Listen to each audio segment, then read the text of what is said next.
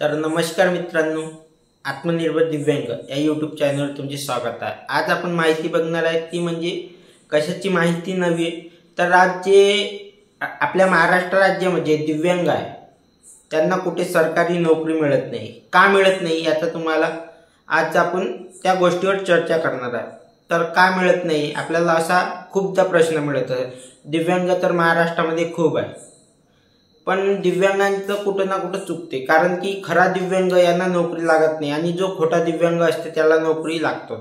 कारण की तुम्ही आजची गोष्ट बघू शकता, नांदेडमध्ये जिल्हा परिषदमध्ये 440 दिव्यांग जिल्हा परिषदमध्ये असल्याचा संशय आहे। म्हणजे 440 तुम्ही बघू शकता, एका जिल्ह्यामध्ये 440 दिव्यांग आहे, तर असे महाराष्ट्रामध्ये 36 जिल्हे आहेत। त्या 36 जिल्ह्यामध्ये किती दिव्यांग खोटे असणार, त्यांनी किती मोठा घोळ केला आहे। खरी दिव्यांग जे आहे त्या व्यक्तीला आजपर्यंत नोकरी लागत नाही आणि जे खोटे दिव्यांग आहे, खोटे दिव्यांग पण बनावट दिव्यांग प्रमाणपत्र बनवतात त्यांनाच नोकरी लागतात, पण जे खरे दिव्यांग आहे त्यांना नोकरी कुठेच नाही।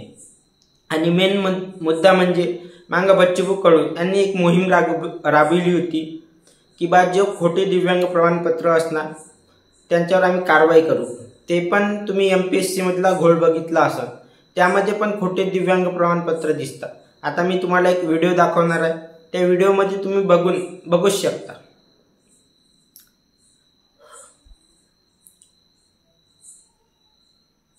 बघितला व्हिडिओ मित्रांनो, या व्हिडिओमधून तुम्हाला वाटलं असेल की काय होऊ शकते दिव्यांगांच्या, लोकोमोटर डिसेबिलिटी, अस्थिव्यंग, मूकबधिर, कर्णबधिर, अंध यांच्या जे खरी दिव्यांग आहे त्यांना नोकरी नाही, पण जे हकीकतमध्ये दिव्यांग नाही आहे त्यांना प्रमाणपत्र दिले जातं, त्यांना सरकारी नोकरीमध्ये जॉब दिला जातो। असं का? महाराष्ट्र सरकारला असा प्रश्न आहे की दिव्यांगांची जेव्हा तुम्ही दिव्यांगांना जॉब देता तेव्हा दिव्यांगांची डबल एकदा तपासणी करा, तो का दिव्यांग खरीच सेवामध्ये असणार, दिव्यांग असणार तरच त्याला नोकरी द्या, अन्यथा नोका देऊ। तर मित्रांनो, नांदेडमधली खूप मोठी गोष्ट आहे। 440 दिव्यांग जिल्हा परिषदमध्ये असणं म्हणजे जिल्हा परिषदमध्ये अलग अलग विभागावर ते रुजू आहे, पण 440 दिव्यांग ही खूप मोठी संख्या आहे। तर तुम्ही पूर्ण महाराष्ट्रामध्ये बघू शकता ती संख्या किती मोठी होणार आहे दिव्यांगांची। एक तर दिव्यांग मंत्रालय हे तुम्ही सुरू केलं आणि दिव्यांग मंत्रालय सुरू करून आणखी पण त्या दिव्यांग मंत्रालयामध्ये कोणताच मंत्री तुम्ही बसवला नाही, कोणताच अध्यक्ष तुम्ही बसवला नाही आणि प्रत्येक जिल्ह्यामध्ये दिव्यांग मंत्रालयाचं एखादं कार्यालय पण तुम्ही उभे केलं नाही। माझा महाराष्ट्र सरकारला असा प्रश्न आहे की दिव्यांग मंत्रालय यांचा मंत्री कधी बसणार?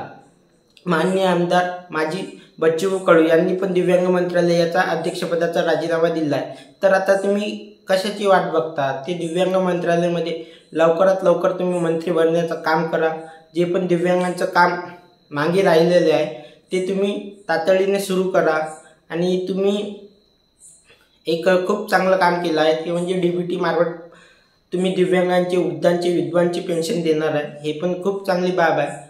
आणि मेन म्हणजे तुम्ही जे पण महाराष्ट्रामध्ये खोटे दिव्यांग असणार आहे त्यांना तुम्ही एक नोटीस काढा किंवा काही करा, पण असे दिव्यांग जे खोटे आहे त्यांच्या विरोधात कारवाई झालीच पाहिजे, अशी माझी महाराष्ट्र सरकारला कळकळीत विनंती आहे।